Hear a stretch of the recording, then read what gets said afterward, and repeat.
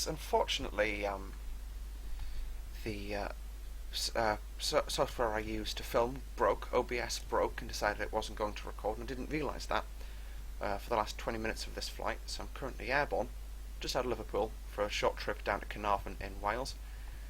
The air traffic control, I don't know what he thought when I told him I was a tornado, but yeah. So just heading down. Heading down along the. I believe this is the Llandudno Bay we're coming up on now. It's a very, very nice aircraft we're flying, as I say. Apologies for not showing you the first part of the video, because all I have of it is just black footage. This video should be going live, I think, on about Sunday night. So I'm currently away in the Czech Republic on my week's holiday of the summer. So I'm currently backdating my work from this is being filmed on Thursday with with Active Sky Real Weather. I don't know why I keep calling it Orbex Real Weather. Let's just go vertical and go at 9,000. That's what we filed for, so we may as well take it. So yeah, we're currently flying VFR today. Now we're staying below cloud layers, so there's no RAF aircraft hanging around Valley on Vatastic at the moment. I'll check that again whilst I'm doing the flight.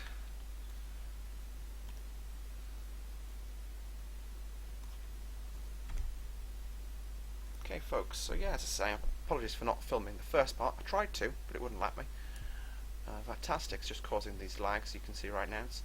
I had the lag pretty much worked out with the Tornado, except for when you go into internal view, because then it just dies. And we just become diabolical. Okay, we don't need the charts for there anymore. So yeah, I can just see myself clearing that airspace.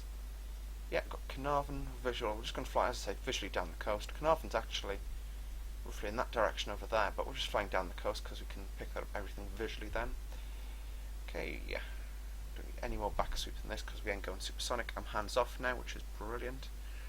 Got no military aircraft hanging around. Nearest traffic in that general direction is traffic heading into Dublin, Wales. Oops, no, wrong accent. Dublin. There we go. That's just the annoying sound of Vatastic again. Okay, we'll now just get the charts up for Caernfon. I've got to stop doing accents. Just leveling off again. So this is the Menai, I believe we're coming up on, is it? I'll just check the.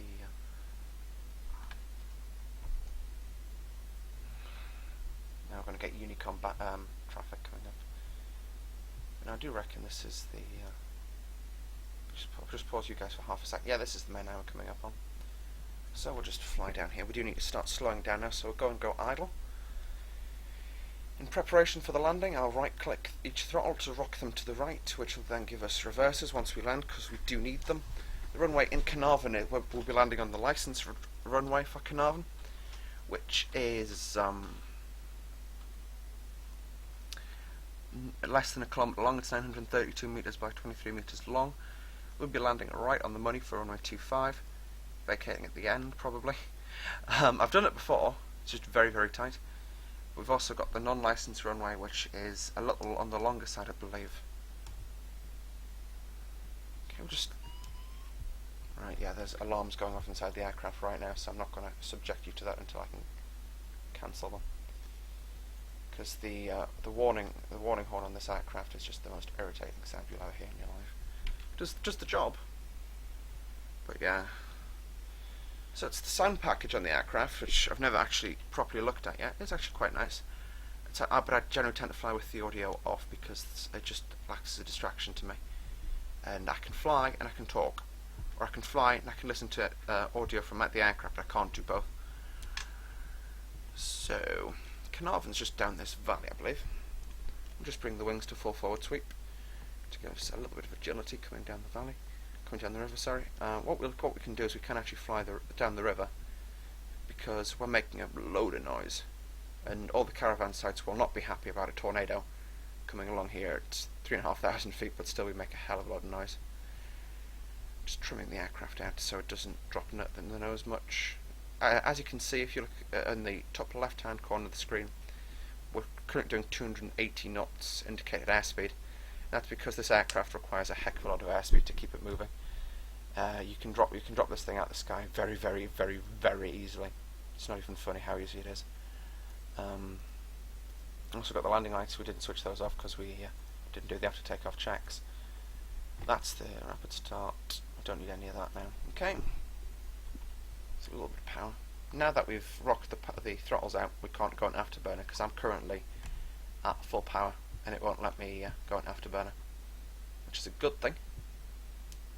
But you know, okay, I've just got the glitched out light, which has decided it's going to be in the middle of nowhere. I'll report that bug to Just Flight when I land now. I think I'm the only YouTuber who's really covering this aircraft in great detail, because nobody else is happy with the amount of lag it's putting out. And I've got to say, I agree with all of them. It is laggy, but it's getting bearable now. I don't know what I've done to it, but it seems to work. Okay, I'll just fly the speed brake a little. Okay, and landing gear. First stage of flap. So not even visual on the... Actually, I'm just about visual on the aerodrome now. You can see the little inlet into the land. That's just before the runway.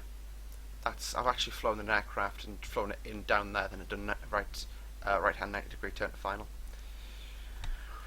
Okay, so the time is... Right, it's probably going to be the last video I do this afternoon, and then I'll do another one this evening when we get a bit more ATC online. But that doesn't really matter to you guys, because you're not going to be seeing these until 4 or 5 days from now. Okay, we'll take a full flap.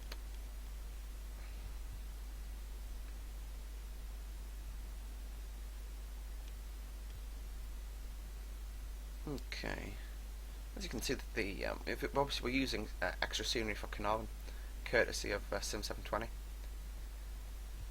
This one I have paid for. Stornoway and the East Frisians they gave me for free, so thanks. But yeah, it's definitely Caernfon. It's just, I don't know why, but I keep coming back because of this. I think it's because of the scenery that I keep coming back. I think if you've got a piece of scenery that you really like, you will find excuses to go to certain airports. I genuinely believe that, because I've gone to the airports that I like the scenery for far too many times, because I very rarely go anywhere in the UK, but Inverness, Newcastle, because I live there, and that's it. They're the most airports I most commonly fly from, and Liverpool, because I flew from there quite recently. I quite like the airport for some reason. I still need to do that EasyJet flight from there, but it's just too laggy at the moment. There we go, we're getting a bit of terrain loading in now. So you can see what I'm actually doing is I'm just picking up an aiming point, which is at that for what looks like a farm over there. We're going to establish inbound on that. I don't need this anymore. Okay, apparently I do. And then we'll just roll it in on the final approach. You can see I'm giving myself a longer final than I would if I was coming in on the bird sanctuary approach. Actually, no, we're going to switch runways because whoa. Forgot the aircraft was this doggish, I'm going to call it, because it's... But it does turn. That was pretty much a right angle turn we did there. We're flying, well, south, then we suddenly were flying west. But I think this runway is the unlicensed runway, but I believe it's a bit longer. But there's no actual runway statistics for it, because it's the unlicensed runway. But if they spawn in time, they'll have 2 wind turbines which are just randomly placed there, and it's actually, they are there in the real world. The real world. I've actually asked, and I've seen photographs of them. I just can't believe you. Did they not read the thing? Wind turbines hazard to aircraft. I know. Let's put it on an airport. Yes, Mr. Civil Servant who decided to put them there, I am blaming you for this. I mean, I understand it's right next to the sea, but come on. There's a blooming runway there. And you could put it here, that would be okay-ish. But right next to the runway? Okay, come on. Power. Okay, I'm going to touch down early, I think. No, I'm not.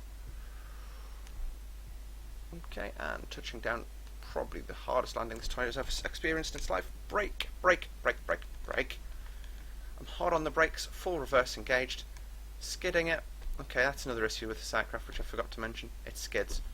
We're off the runway, but we're through 60 knots now. So, yeah.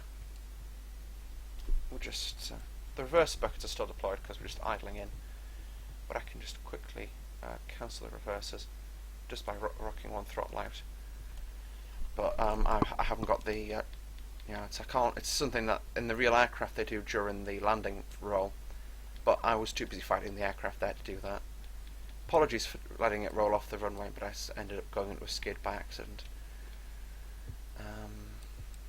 I should probably rock the throttles out, one of the throttles out, and that'll give me ground power and nothing else.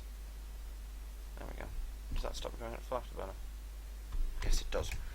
But I'm now going to roll myself off the end of the taxiway, because I'm a clever pilot like that. Close window. There we go. So yeah, folks, welcome to Caernfon. That's Nord Radar. But yeah, this is, again, probably one of my favourite pieces of scenery in the entire UK, because it's made by the guys at Sim 720, and their attention to detail is just unreal. I mean, it's got even the the libs, the actual aircraft parked on the airport. Most of the static models that I've ever seen have just got a black box for the cabin, but these aircraft have got fully modelled interiors, which is just, it defies belief. I mean, 10 years or 15 years ago, if you'd had a visual model like that on your aircraft, and you're flying an FS 2002, so that's 13 years now, which isn't all that long. You'd go, oh wow, that's an amazing visual model. And now the static models have got that, never mind the actual aircraft.